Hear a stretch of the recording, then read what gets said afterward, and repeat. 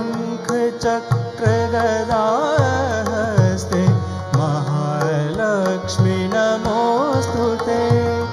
नमस्ते गरुडारूढे कोलासूरभयङ्करी सर्वपाप हरे देवी महालक्ष्मी नमोऽस्तुते। महालक्ष्मी नमोऽस्तुते।